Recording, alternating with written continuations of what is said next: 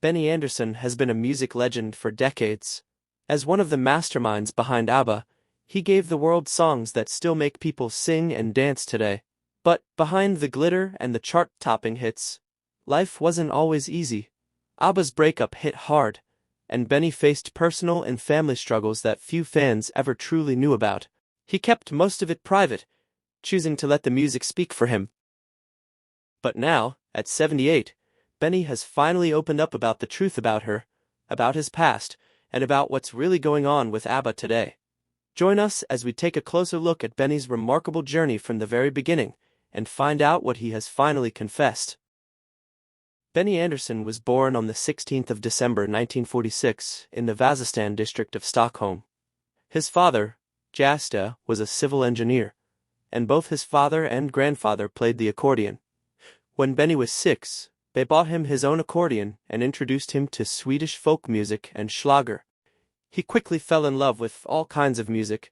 His first records included Elvis Presley's Jailhouse Rock, and he especially adored the piano on Treat Me Nice. At 10, he got his own piano and taught himself to play. School didn't hold his attention, and he left at 15 to start performing at youth clubs. There he met his first girlfriend, Christina Grenvall, with whom he had 2 children, Peter, born in 1963, and Helene, born in 1965. In early 1964, Benny joined a group called Elverkets Spelmanslag, a playful name referencing their electric instruments, and began writing his very first songs. In October 1964, Benny joined the pop band The Hepstars as their keyboardist. By March 1965, they'd broken through with the hit Cadillac, quickly becoming one of Sweden's most celebrated bands. Benny wasn't just their keyboard player, he became their main musical force, and a genuine teen idol, writing big hits including Sunny Girl, Wedding, and She Will Love You. In June 1966, Benny met Bjorn Ulvaeus, and the two immediately began writing together. Their first song was Isn't It Easy to Say, recorded by the Hepstars. Benny also co-wrote Head Clown, which came second at the 1969 Melody Festival, Sweden's Eurovision qualifier. That same event changed his life in another way. He met singer Annie Frid Lyngstad, and they soon became a couple. Around that same time, Bjorn met Agnetha Feltskog. These 2 personal relationships would draw all 4 together in the years ahead. Benny and Bjorn scored their first joint songwriting hits in 1969. As the 2 couples began supporting each other in recording sessions, the electrifying blend of Agnetha and Annie Frid's voices convinced them to model their group on successful mixed vocal acts of the era. Benny produced Annie Frid's debut album Frida in 1971, and by the early 1970s, all 4 were actively building each other's careers. Their first performance together came in April 1970 on a trip to Cyprus, where an informal beach sing-along turned into an impromptu concert for UN soldiers. Later that year, they launched a stage act called Festfolk, meaning both party people and engaged couples, debuting it on the 1st of November in Gothenburg.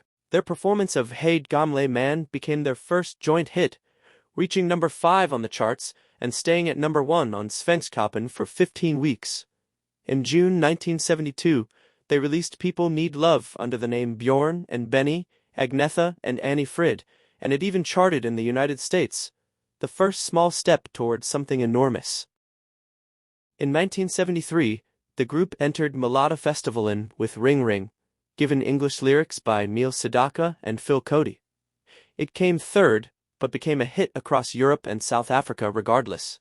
That same year, manager Stig Andersson gave them a shorter name, ABBA, the first letters of each member's first name, also a playful nod to a Swedish fish canning company. The name appeared on studio paperwork by late 1973, and by 1976, the iconic logo with its mirrored B, born when Benny accidentally held his letter the wrong way during a photo shoot, became permanent.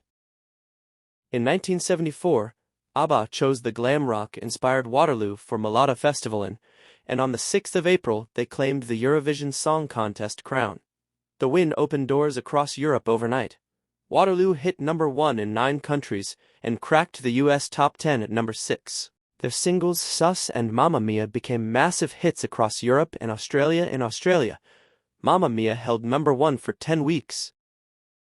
In March 1976 came Greatest Hits, their first UK #1 album, featuring the new track Fernando, which topped charts in at least 13 countries and sold over 10 million copies.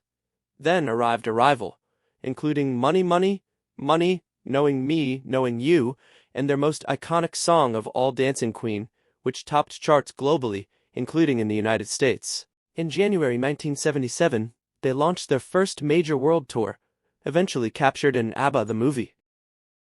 In 1979, they released Voulez-Vous, recorded partly at Miami's legendary Criteria Studios, featuring Chiquitita and I Have a Dream. A massive North American tour followed, with 6 nights at London's Wembley Arena. In 1980, they toured Japan for 11 sold-out concerts, their last major world tour. That July brought the winner, Takes It All, followed by Super Trooper in November, which broke UK records with over 1 million pre-orders. ABBA had reached every corner of the globe. In mid-February 1981, Benny Andersson and Annie Frid Lyngstad announced they were filing for divorce. Information surfaced that their marriage had been struggling for years, and that Benny had already met another woman TV producer, Mona Nurklet, whom he married in November of that same year. Despite the personal turbulence, Andersson and Ulvaeus resumed recording. Their 1981 album, The Visitors, was more mature and introspective, dealing with failed relationships, political oppression, and loss of innocence. One of Us became ABBA's last #1 in Germany and their final UK top 3 hit. With Benny and Frida's divorce now public, the cracks within the group grew impossible to ignore. In spring 1982, the group attempted new recording sessions, but managed only 3 songs before deciding the results weren't strong enough.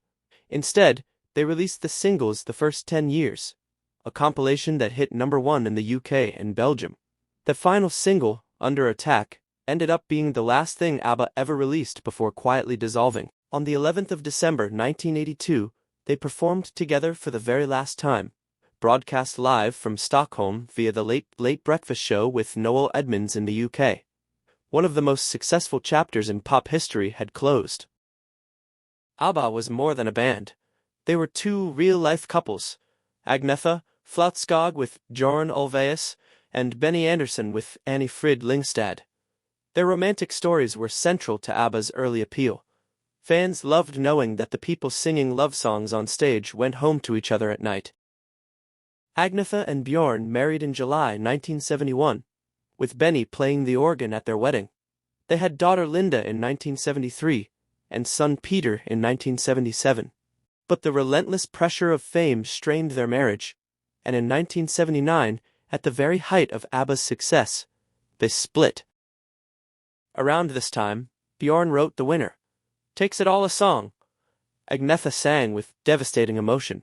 She later said she could put such feeling into it.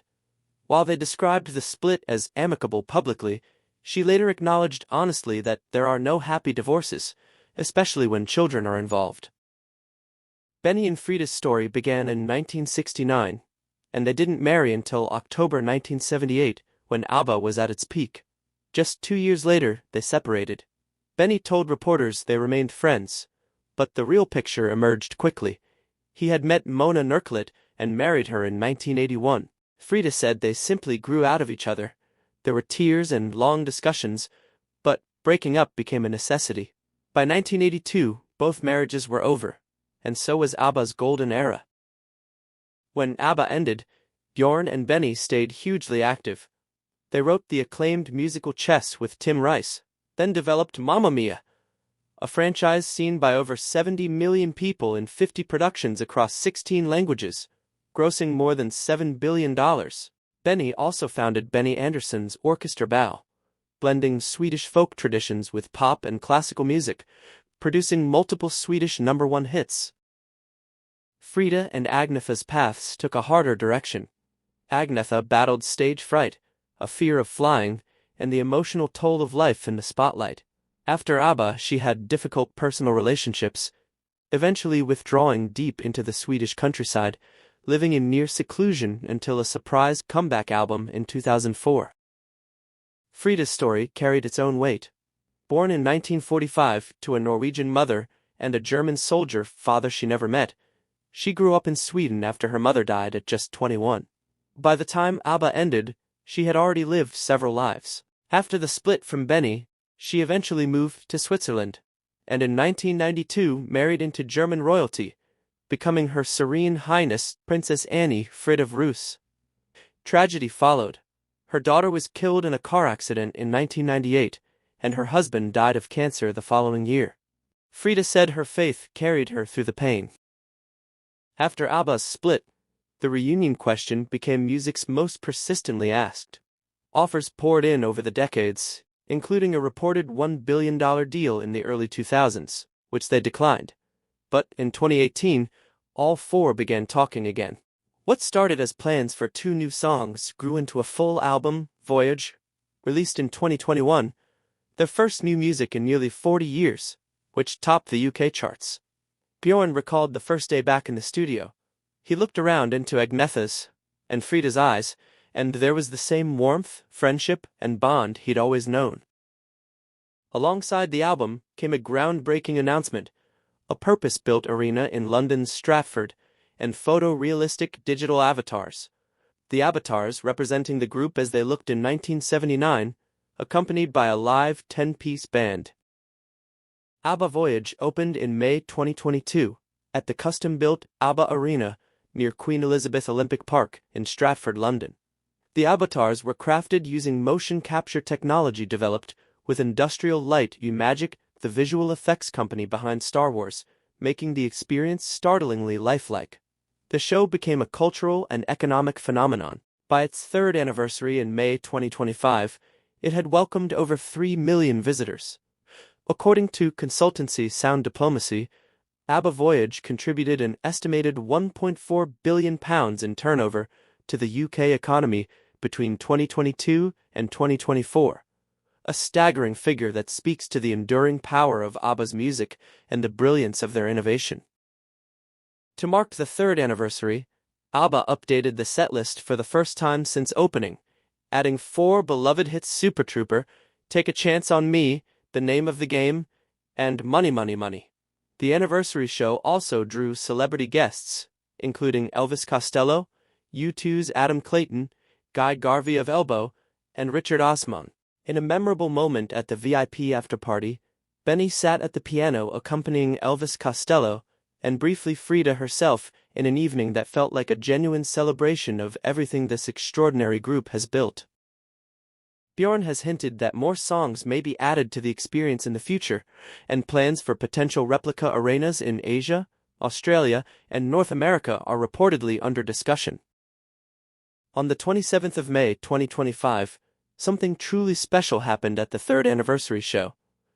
Benny Andersson, now 78, and his former wife and bandmate, Annie Frid Lyngstad, 79, made an unannounced appearance together at the ABBA Arena. The crowd erupted when the two appeared in the balcony, a rare and emotional sight, given that their marriage ended over 4 decades ago. Benny, in a printed blazer, and Frida, elegant in cream, stood side by side as cheers filled the venue. Frida took the microphone first, telling the audience she loved them very much and thanking them for all their support. She noted how difficult it was to believe it had been nearly 50 years, then laughed. "I'm turning 80 this year," drawing even louder applause. Benny then stepped up, and rather than a solemn speech, lightened the room with a playful quip that made Frida burst into genuine laughter. For fans watching, it was more than a joke. It was a glimpse into the ease and warmth that still exists between two people who met in 1969, fell in love, married in 1978 at the height of global fame, and then painfully went their separate ways. Their appearance at Voyage together was the kind of quiet revelation fans had waited decades for. Benny had always been private about the personal cost of everything that happened between them. But standing there beside Frida, making her laugh, he confirmed something that needed no formal speech. What broke apart in 1981 was a marriage, but not the bond. At 78, Benny shows no sign of slowing down. He married Mona Nurklet in November 1981, and they are still together today. Their son Ludwig, born in 1982, is now the producer behind ABBA Voyage, carrying his father's legacy directly into the next generation. Benny's creative energy remains remarkable. In 2025, he returned to the stage for a series of intimate bow concerts across Stockholm, Gothenburg, and Malmö, celebrated for blending Swedish folk music with pop and classical traditions. In January 2025, he also launched a new passion project, a feature documentary called ISIWL, about Swedish music icon ISW Mimquist, which he developed and will appear in himself. Meanwhile, both Mamma Mia! And Chess, the two great musicals he co-wrote with Bjorn, are set to run simultaneously on Broadway, with Mamma Mia! Returning to the Winter Garden Theatre from August 2025. It is an astonishing achievement for two men who started writing songs together in Sweden in 1966 and have never really stopped. With an estimated net worth of around $230 million, Benny Andersson is one of the most successful composers in pop history. But what defines him most isn't the fortune or the awards or the streaming numbers. It's the sight of him at the ABBA Arena in May 2025, sitting at a piano, making Frida laugh, and reminding the world that the music and the bond behind it was always the real thing. Do you think ABBA's marriages and divorces were the main reason the band broke up, or would it have happened anyway? Share your thoughts in the comments below, and don't forget to hit like, subscribe, and stay tuned for more incredible stories about the legends who shaped our world. See you next time.